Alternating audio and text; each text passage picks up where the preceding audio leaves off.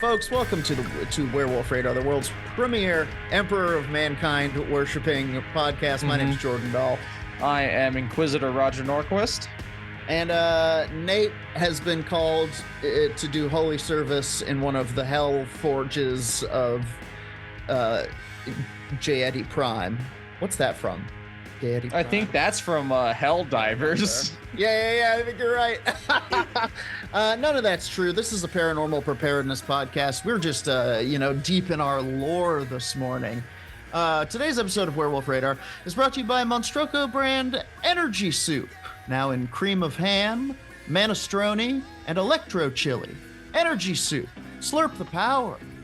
Slurp the power. Slurp the power. Slurp the power. It's what I'm drinking right now. I put some in my water bottle because I like to drink my soup. It's good. I put some in my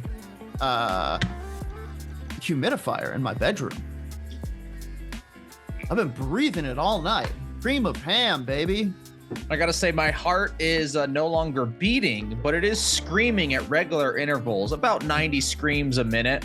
My heart peaked out into kind of a long, whining hum, and I'm aging really fast.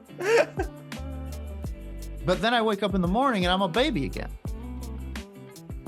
And then I have to age all over again. It's tough. It's good soup, though. It's good soup. That is good soup. I can't hold myself in. I have to do my segment first. Can I have it? Yeah, you burst. Hold the skull. Do you not have it? Yeah, hold the speaking skull. I'm gonna pass it to you. I was feeding it last night, so here it is, fully fed. And I made sure to feed it before midnight. Nice. I'll feed it after midnight just now. And there it goes. It's horrific and vibrating. Ready to send the airwaves out to the people. I don't know. We're not entirely clear on the lore of the speaking skull yet, but it's here. I found an article.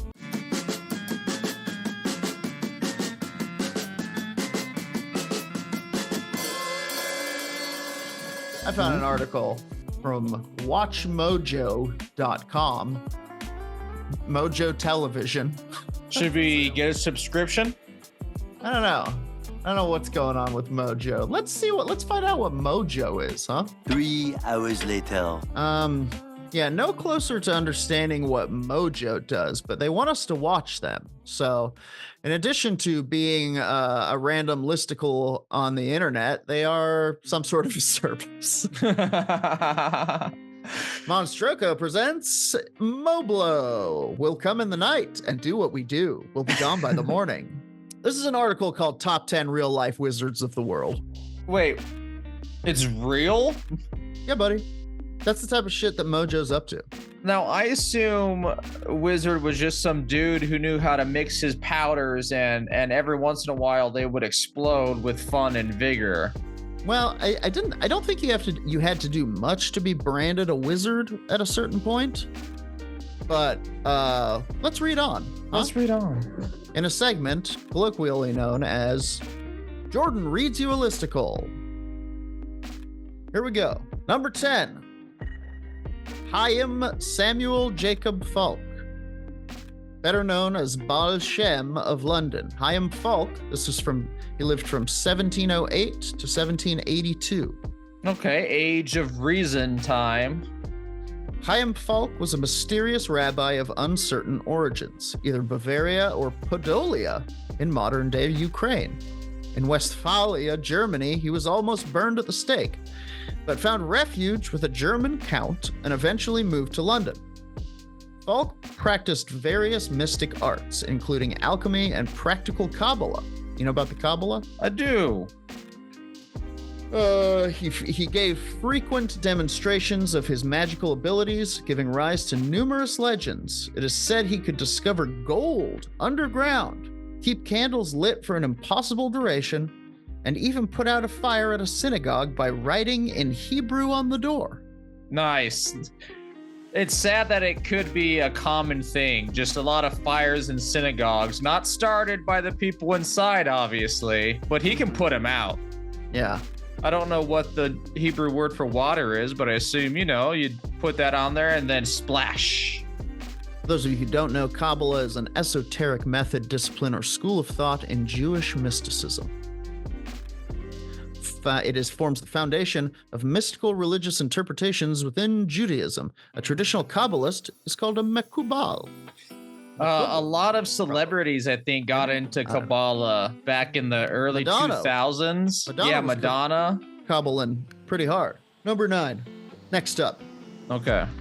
Abe no Seimei, I think is how it would be described. Yeah, Japanese. Probably Abe no Seimei. From 921 to 105 to 1005 they live. This is more wizard time than that last one. I truly thought wizards would be at the latest 1500, but the first one already blew the doors open. Sometimes described as the Japanese equivalent of Merlin, Abe no Seimei was an onmyoji,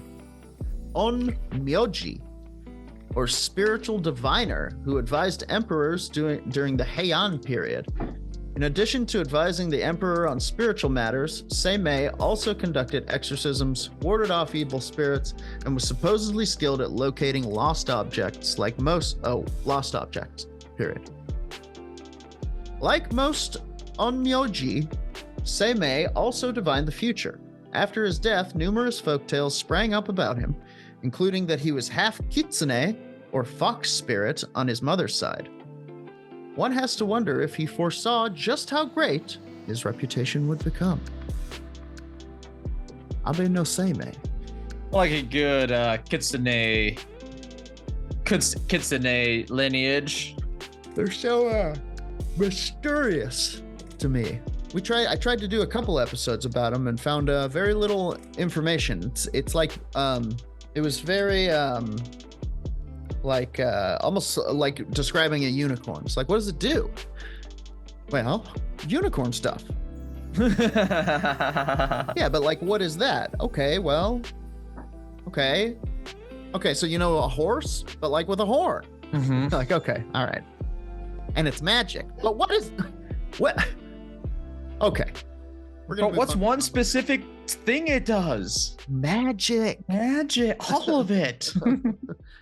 Number 8, Dion Fortune, who lived from 1890 to 1946. These are a lot more recent ones than I was really thinking. We will be going back in time again. Yeah, but like 1840, you said? Yeah. 1940, 1890 to 1946. Oh, I'm sorry. So even less than 100 years ago. Jordan, can I become a wizard today? Is it not too lost? Is society ready for, what would my name be called? Lich King Roger? Jeez, I don't know. I honestly don't know. Number 8, Dion Fortune. A British occultist during the 20th century, Dion Fortune was one of the foremost female magic practitioners of her time. Born Violet Firth, Fortune became involved in several spiritual groups, including Alpha et Omega, a daughter organization of the Hermetic Order of the Golden Dawn, which gives you a little insight into where this list is going. She also co-founded one of her own, the Fraternity of the Inner Light, which still exists today, Roger. Ooh, okay. If you're looking to become a wizard. I'm looking at becoming a Lich King specifically, but I think I should start at wizard and build my way up. I think this is the place to start. Fortune was a prolific writer and infused her own ideas on occultism into both her fiction and non-fiction works. Although a practicing medium, Fortune claimed that she did not contact deceased spirits, but instead enlightened masters who had ascended to a higher state of being. That's going to be me one day. Ascending to Lich King, controlling people's minds how I see fit. Turn into glowing green orbs. Eating people's hearts. Sure. A skull wrapped in little more than dried out leather. Shrieking into the night, I wish to become the mayor of Albuquerque. Dude, real quickly, just a small tangent. The pirate booty dude declaring himself mayor of his small town. Oh yeah, that's wild. By force. Look into it, everyone. Yeah, that's happening. There's a hostile takeover in a small Maine town. Anyway, look it up. Anyway, go on with wizards. Pretty wild. We got a rising wizard, a rising sea wizard in the east. Number 7. Heinrich Cornelius Agrippa von Nettesheim. Ooh. Royalty. 1486 to 1535. A literal Renaissance man, Heinrich Cornelius Agrippa had many talents, including occult research. The German polymath is best known for writing occult books, particularly his 3 books of occult philosophy, which include information on magical disciplines such as alchemy, scrying, and the 4 classical elements. Agrippa also developed a celestial alphabet, which can supposedly be used to converse with angels. Now we're talking. Give me that math. Unsurprisingly, he had several conflicts with the church, though he was never formally persecuted. Towards the end of his life, however, he appeared to recant at least some of his earlier writings, warning against the, quote, deceits of devils. Sounds like someone who converted later on in life and then was like, you know what? I didn't mean that. Yeah. Please let me into heaven. Yeah, potentially. Number 6, John Dee. Now we know John Dee. Barely. Refresher real quick. Well, you're going to get a refresher right now. He lived from 1527 to 1608-9, people think. Another Renaissance man, John Dee was a British scholar whose pursuits included both science and magic. Bit of your D&D alchemist, perhaps. An advisor to Queen Elizabeth, Dee acted as the court astronomer. However, his studies also included alchemy and divination. After leaving the Queen's service, Dee traveled to Europe with another well-known occultist, Edward Jelly. I'm pretty sure it's Edward Kelly, AI writing bot, but you are in your infancy. It's the true inventor of jelly. It was named after its creator. Yeah. This was written by Garrett Alden. I'm sorry. Although, wow. Garrett, big A, little L, D-E-N. What does that look like? A-I. Just saying. Garrett, we're going to need to see some headshots. And even in this day and age, there's no way we can believe them. Headshots with... We need comprehensive evidence. Headshots with today's newspaper, or it's not real. Yeah. Together, they developed the Enochian language, another proposed language of the angels. Sorry, not aliens. Or are they? Yeah, that's an earlier episode. Although the duo performed magic for royalty all over Europe, Dee's focus on contacting angelic beings brought him back to England, where he eventually died destitute. Also, Edward Kelly definitely was banging John Dee's wife.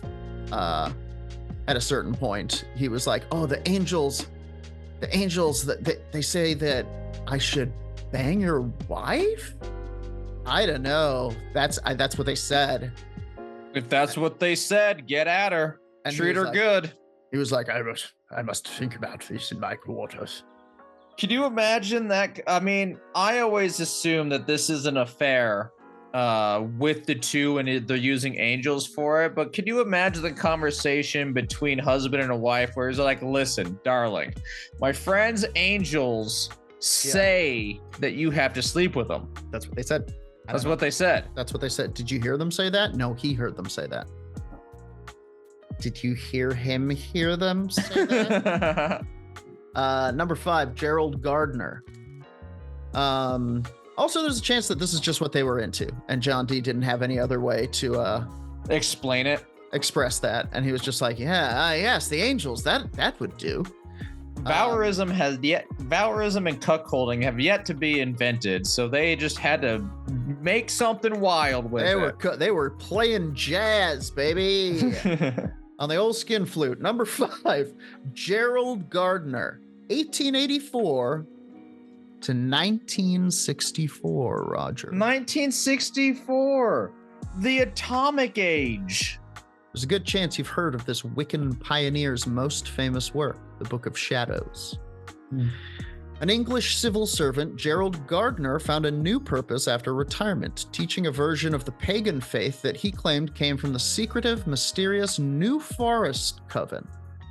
In penning his spell book, the Book of Shadows, he ideas from other occultists. He took ideas, such as Aleister Crowley, as well as Freemason rituals. Gardner also founded the Bricket Wood Coven, wrote several other books on witchcraft, and curated a museum about the subject, helping spread his beliefs to much of the English-speaking world. Neat. I truly assume that would be most of what wizards do. Like, sure, some of it is spell casting, then the rest of it is curating a tower or museum of magical goods, you know. And displays. You got to keep in mind that a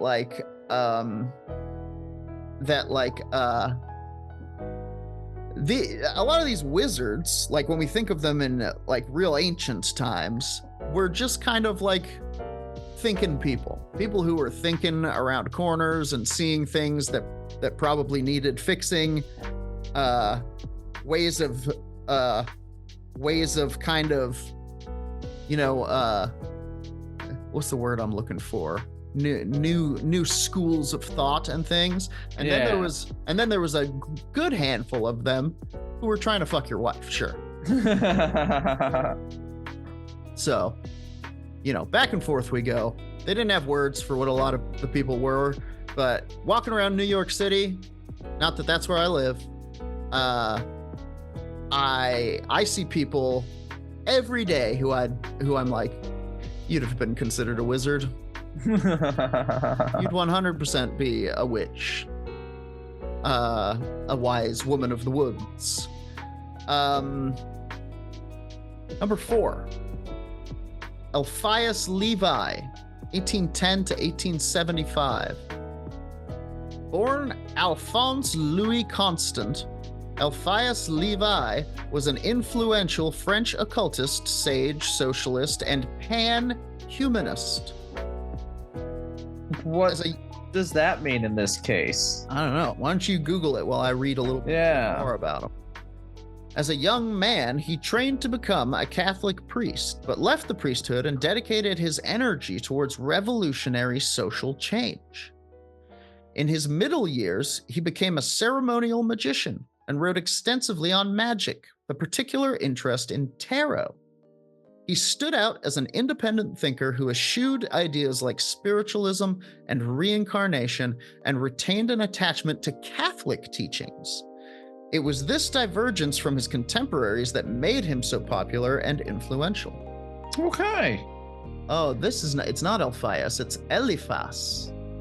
And also, panhumanism is not as cool as it sounds, although it's pretty cool. It's just the concept of an affiliation with all humankind through some sort of legislative structure that allows all technological and economic development to be in the benefit for all people.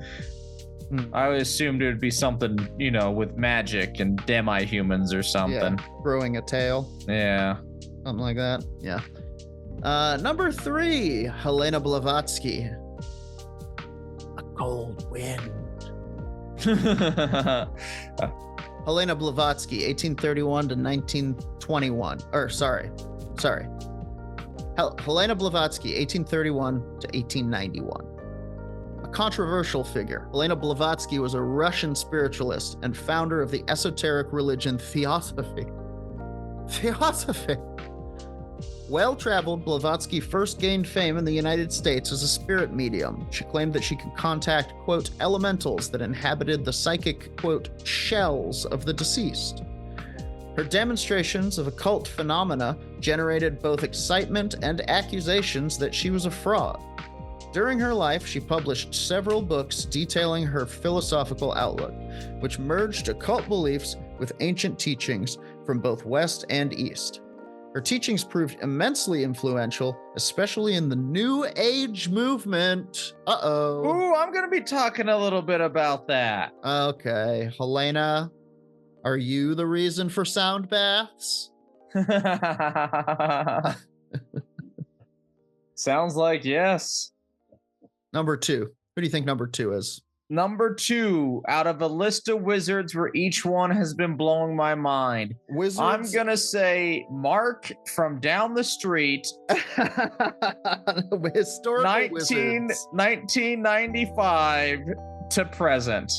Well, perhaps if Mark was also known as Grigory Rasputin, the Mad Monk, 1869 to 1916. Perhaps. Rah, Rasputin. Rah, Rasputin. Lover of the Russian queen. Russian queen, or so they said. You don't need psychic powers to have seen this one coming, says Alden. Hunter Alden, I think his name. I mean, all right.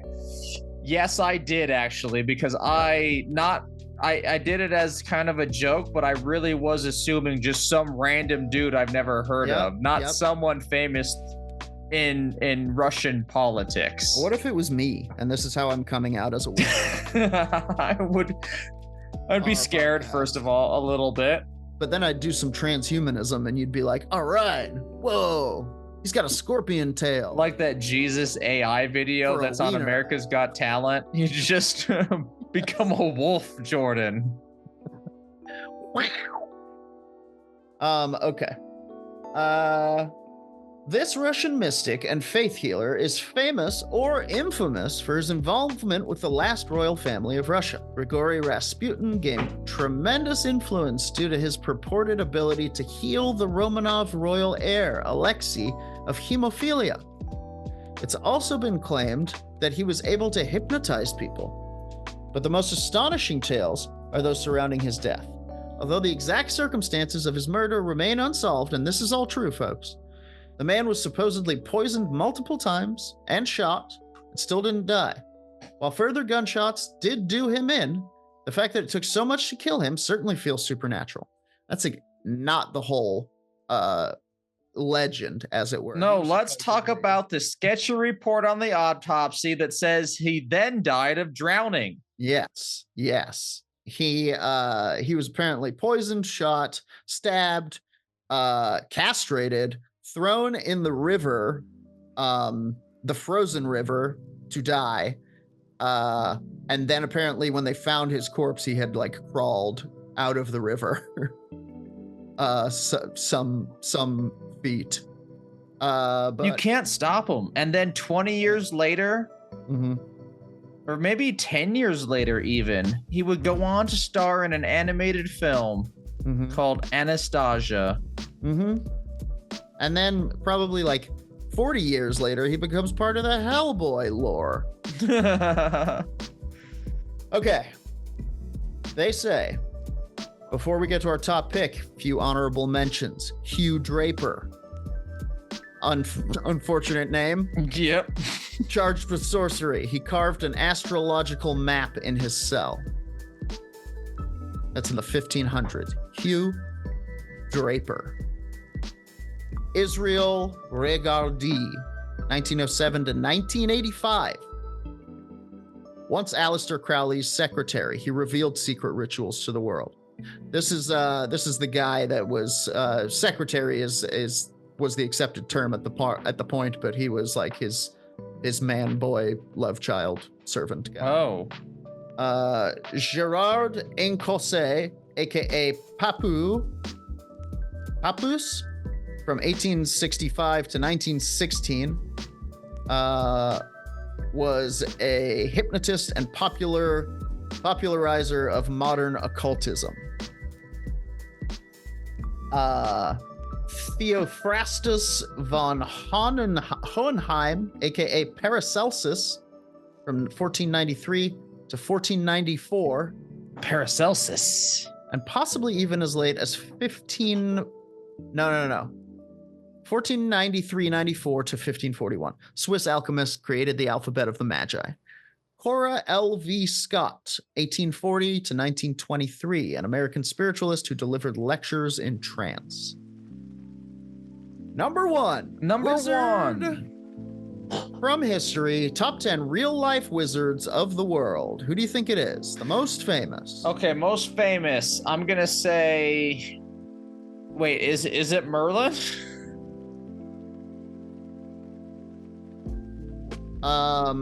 Hang on a second. Real guess. There we go. Merlin. It is not Merlin. Okay. I wish it was Merlin. Number one, Aleister Crowley.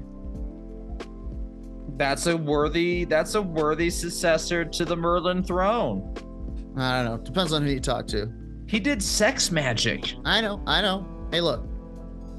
He loved the chili peppers as much as the next guy. Blood sugar, and he was diabetic. Diabetic, that's what I call it. Aleister Crowley, 1875 to 1947, the quintessential modern occultist. Crowley took inspiration from those who came before him and exerted a strong influence over those who came after. After joining the Hermetic Order of the Golden Dawn, the English occultist went on to found his own religious movement, Thelema. Declaring himself the prophet of a new age, he preached the maxim, "Do what thou wilt shall be the whole of the law." A prolific writer, he penned numerous books and essays filled with rituals and magic, spelled with a CK, including various forms of, quote, sex magic. His writings also touch on banishing and summoning spirits, astral projection, and divination, just to name a few. Crowley's extensive writings, as well as his opponents' attempts to demonize him, have led to lasting fame and study. I think Watch Mojo is showing who their favorite wizard is a little bit here. They showed their hand. But there you have it. That's the list of the top 10 real-life wizards from history. The Crowley and Regardie story is very interesting. They apparently, Israel Regardie is the kid who was there with him when he supposedly went out to the desert to summon a demon. And it was like years later, Israel like told the story, and he never recanted on it. He was like, that's what happened. That's what happened. That's crazy. I always forget that part. Like, I'm not sure. I haven't really looked it up, but he claims to have been like attacked physically by a demon that was like trying to trick him with illusions. I haven't really looked it up, and I'm not. But he was like, if not a willing participant in the rituals and what was going on, he had been led to believe that he was a willing participant, I think, by a Sven Jolly-like person of great charisma. I also looked up, because I wasn't sure, magic with the C, magic with the CK. Mm-hmm. Magic with the CK is used in more esoteric or occult context, while magic with the C is in reference to entertainment and illusion. Yeah, okay, sure. They dropped the K because it was a little too pointy. You couldn't hang with it. Well, if that's your segment, I'm going to pick up the skull. The skull is vibrating with esoteric occult energies now. I'm going to burp it. Nice. I'm going to had a bunch of bats in it. That was crazy. Yeah. I'm gonna inhale now what's left to get some of the gift of gab, which the skull can blast it. Hit that thing. Can affect hit it me like with a gravity bomb. And now, Jordan, you might have heard about Jordan and listener. What should we call our listener? Chad. Chad, listen.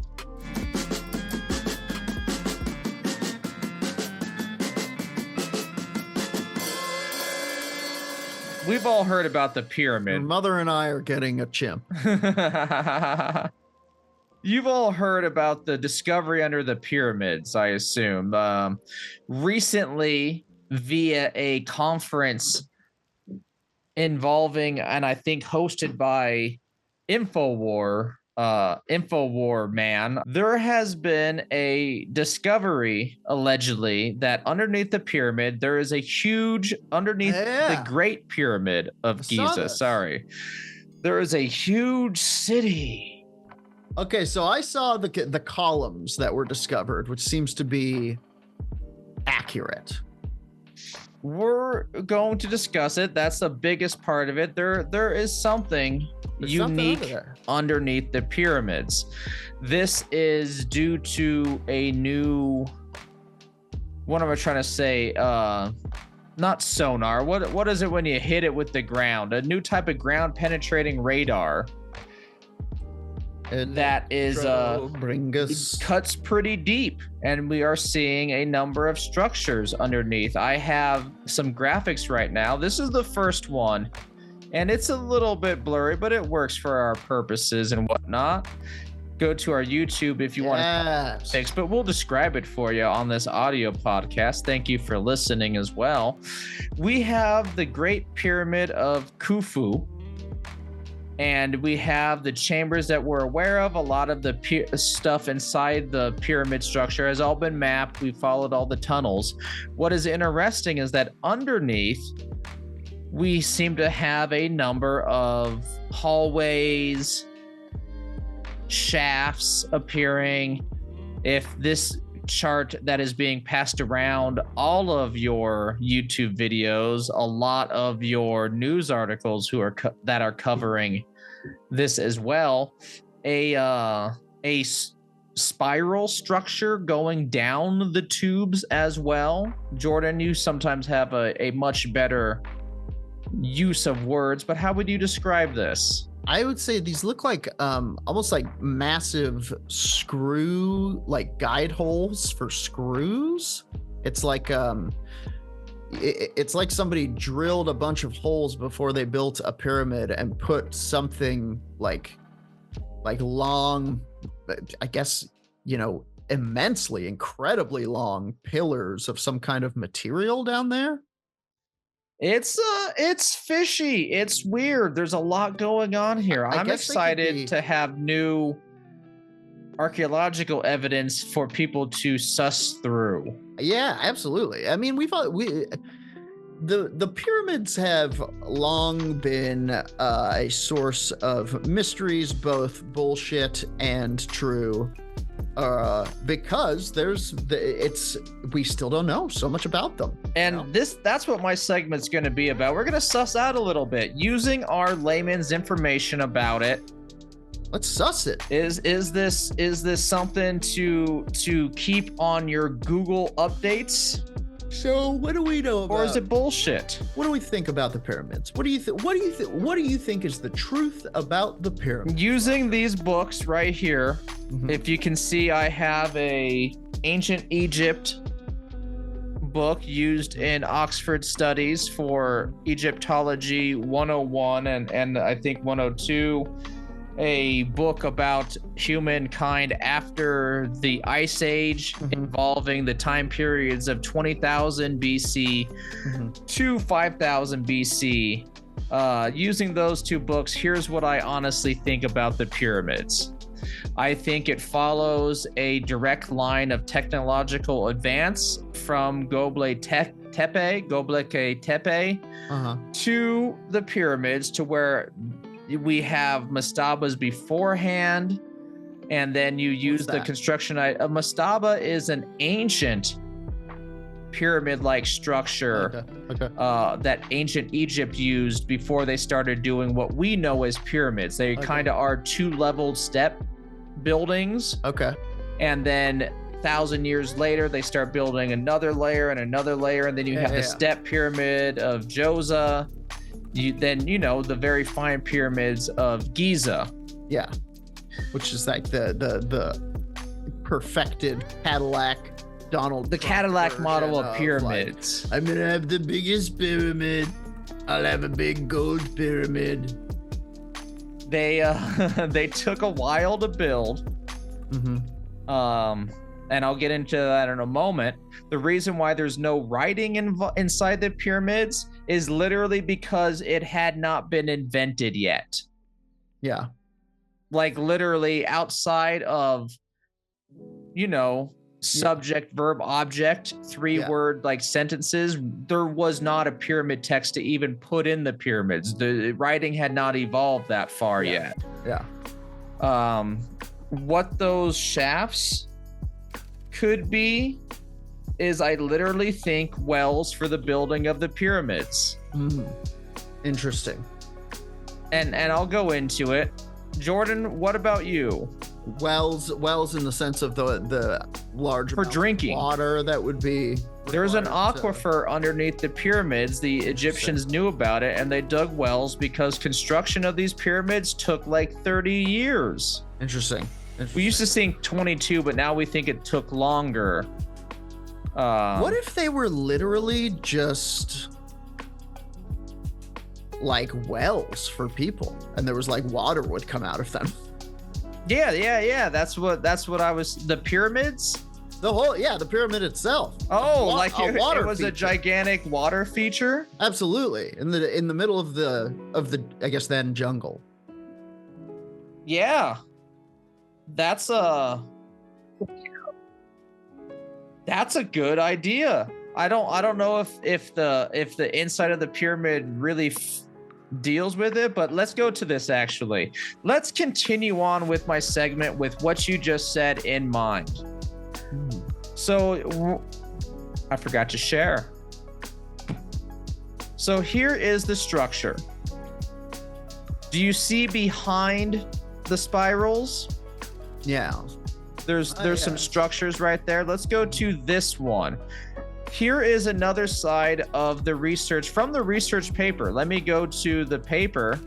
This is the paper that everyone is referencing. I wish I'm going to close my chat in there. There we go. Now I can actually deal with stuff. This is the paper that everyone is getting this from, what we're talking about. Synthetic aperture radar Doppler tomography reveals details of undiscovered high-resolution internal structure of the Great Pyramid of Giza by one Filippo Biondi and Corrado Malanga. Wow. And if we scroll down, it is a dry piece of work. I'm not going to go into it because it is a proper scientific paper. Here's some calculus way beyond my level of understanding. Crazy. Yeah, right? Math, huh? Math is terrifying. Some of the graphs are terrifying. But when you scroll down about halfway through, we see a 3D rendering for laymen's like you and I, Jordan. Behold. Oh my God.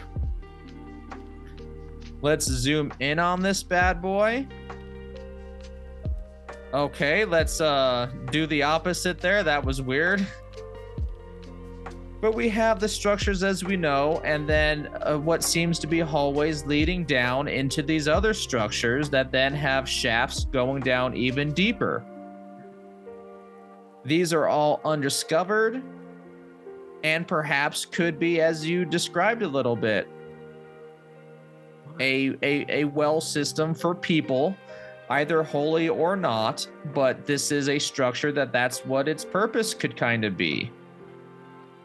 Wild. And that's not contrary to anything that we know about the pyramids. We have a tomb structure that could be a holy altar you could visit while doing pilgrimage to the pyramids, grabbing some fucking pills, grabbing some water. Like, what's that one? I think it's a French saint, and she has a well where she was died or did holy thing. Yeah.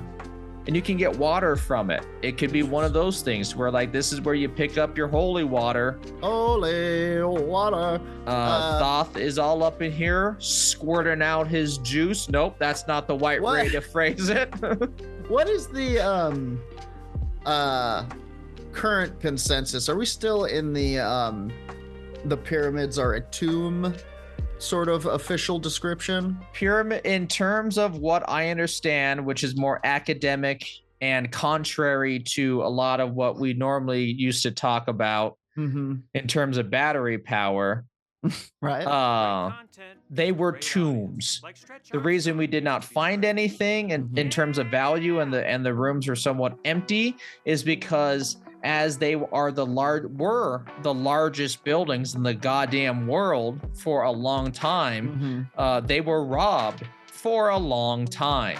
Yeah. The shaft that we used to enter the Pyramid of Khufu, the main shaft is called the Robbers Tunnel for a reason. Robbers use this tunnel to enter and take shit.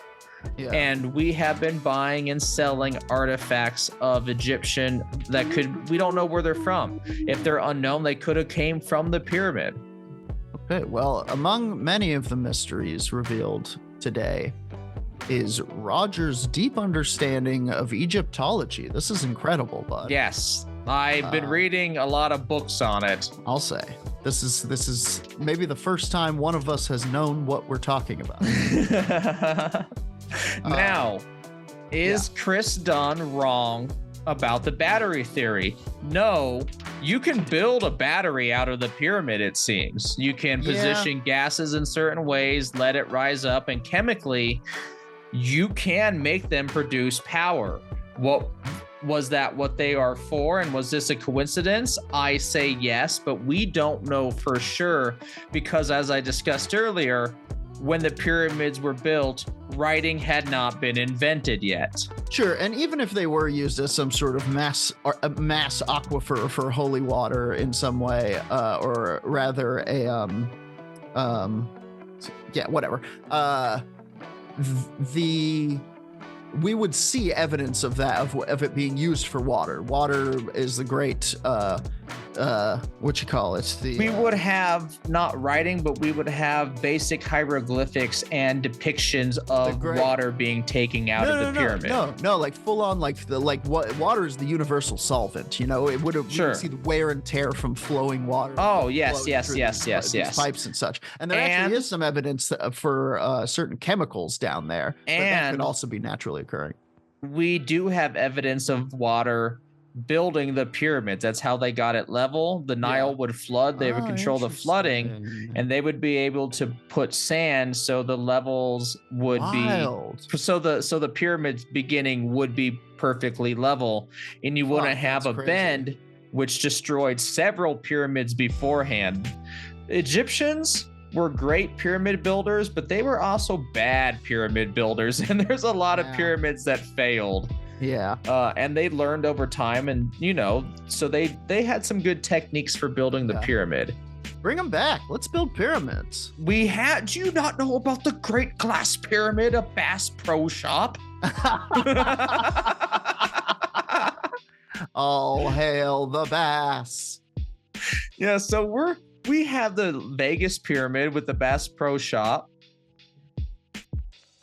So we have pyramids. What type of pyramid you thinking? What do you want your pyramid to do? That's the real question. I want my pyramid to reveal the secrets of the pyramids of old.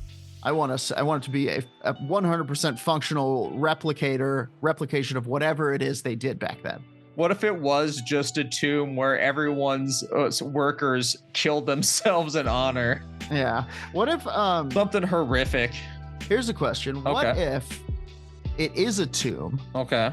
And the massive structures beneath are just filled with treasure.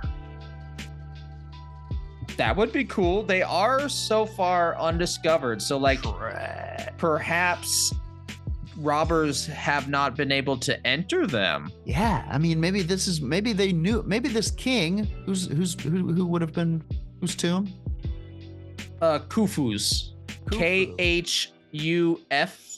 I think. That's the Great Pyramid?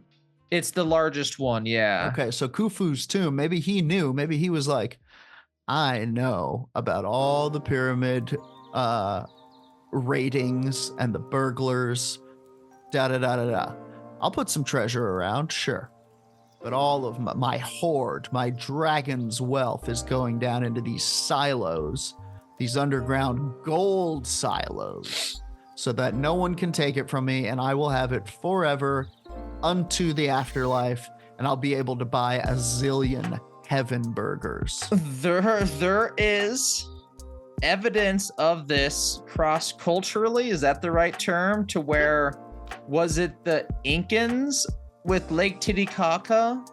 I might be getting a lot of this wrong, but a Latin American people threw gold into the pools as a tribute, Perhaps that's part of the pilgrimage. You went in there, you took your holy water, you threw some gold in, bingo, bango, you got a blessing. Yeah. Let's go look at some more graphics. Here is, once again, the first image we started with. I do have to say, I don't know how to read graphs. I have ideas, I got theories, and no way am I trained on this. I'm barely educated, but I'm willing to learn. Sure. But the image on the left, I don't see how they get the exact image on the right. Yeah. This is from the paper and what everyone is using as evidence for these structures. I don't truly see a spiraling staircase-like thing. I don't see as many chutes. I see some shit that goes down, but that can be explained by a number of things. Yeah. I don't know. I kind of see it. I think they're making some... and you see it. I think they're making some leaps for sure, but there's something down there. I don't know. I see the spirals. I see the ridges. See, I don't see that. Right in the middle here. I wish I could point to it. I kind of see the one in the middle, and it spirals. And then you see how it's like layered, like herringbone going back in there. I could see how that would be different. Like ridges. herringbone. What a reference. I understand it though, and if you don't, look up herringbones. Have fun with the Google. A herringbone pattern, yeah. Yeah, I don't know. I think it's pretty exciting. It's pretty exciting. I think let's go into more to reveal, even not to be a super nerd about this, but let's look into. I think do some due diligence in what started this. This has been a controversial subject, which is popping off on your TikToks, your YouTube Shorts, your YouTube Longs. We're doing a segment on it, but other people are as well. And it was from a paper that was published? Published is the right word. Sure. As I pulled up in 2002. And actually, I have here, it was received in 2020, but published in 2022. I don't know if that's normal for papers to have that long. Anyway, it's been published. You can find it on any research paper website, ResearchGate, Cornell's, I forgot what theirs is called, but it's always useful for finding new published articles. If you're a super nerd like me, academic papers, man, freely published, unfiltered nonsense. Have fun at it. I can't do it. The internet has wrecked me for reading and just a regular train of thought. The people who published this are two Italians, I do believe. One, Filippo Biondi and Corrado Malanga. Probably butchered that last name, but they are the two. And this article is truly yet to be positively peer reviewed. Everyone who has read this has disagreed with the research on some of the finer points of the findings. There are structures underneath there, Jordan, but other researchers disagree that they look as detailed as what we looked at from the paper, the spirals, the shafts and shit. There's something there, but we don't know what it is. I can say positively, though, that it is going to, this paper and what has been found is being accepted that there's something down there, and legitimate research will be conducted under what's underneath the pyramids. Cool. A I don't know much about Filippo, but Corrado, I know a lot about. Jordan. Get ready for some of his works. We've gone over them. We've read them. I'm ready. And of Where am course, I? Ancient Aliens has been all about them. Behold Whoa. the awesome works of Corrado Malanga. I don't know how the G is pronounced in Italian. Trilogy of Consciousness. $10 on Kindle. Aliens or Demons, a book about if aliens are the same as demons and what we could consider them. Alien I Demondi.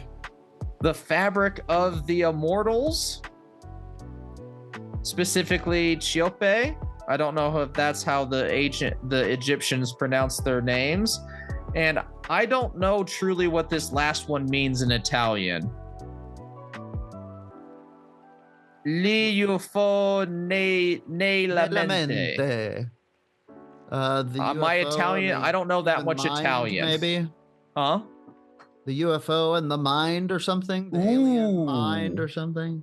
Let's not translate it. No, translate it. Let's see how close I was. Okay. Oh, I want to see if I can guess at other languages.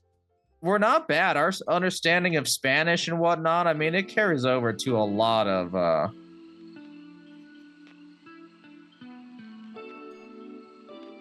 Sure, results in English? Should probably do translate. Let's... There you go. Okay, this isn't helping. So Google's been broke, you know? I think you have to go to Google Translate. There we go. UFOs in the mind. Oh, wow. Italian detected. And I'm not digging him. Meatballs. I'm not digging him on his research paper, which, I mean, let's be honest. When was the last time I wrote a research paper this extensive, you know? Sure. But that is his previous work.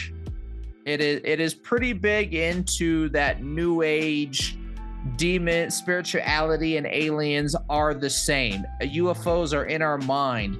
What does that fraud Richard Gere say? The CE5, where you can meditate UFOs and contact with them. Something I'm not a believer in. I believe contact and UFOs will be two creatures who contact on a physical realm. That being said, I talk all about how I believe the Hat Man's real, and he inhabits a dimension of that we can't perceive until we die. Yeah, I mean, look, I think if history has taught us anything, it is that we know very little about existence. We're learning more and more every day, and it is still but a few grains of sand. So, in a deep and infinite depth. Wrap up on it. I think we got some opinions. I disagree that anything that's under the UFO that we have recently discovered is a city. You know, I don't think that as the Egyptian Independent says, there's a huge underground city. And I disagree with the Washington Times about the underground city. When you type in pyramid, if you just Google pyramid right now, Jordan, this comes up. Sweet. This is the #1 topic of articles that come up, that there is a huge city underneath, and no research has been conducted to confirm this. Hey, look, I think we're doing that research right now, pal. Me and you? Yeah.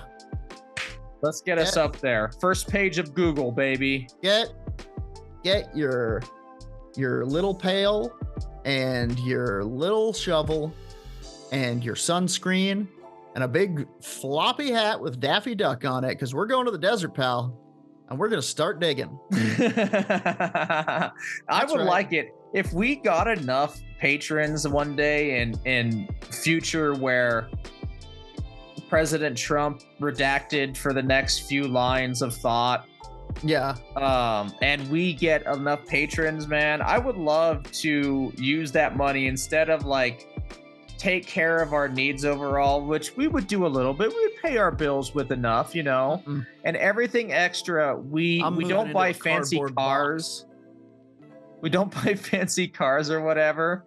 We fund legitimate research into topics that we're interested in, such as what's underneath the Sphinx's paw. That's a fun idea. I do want to buy one car.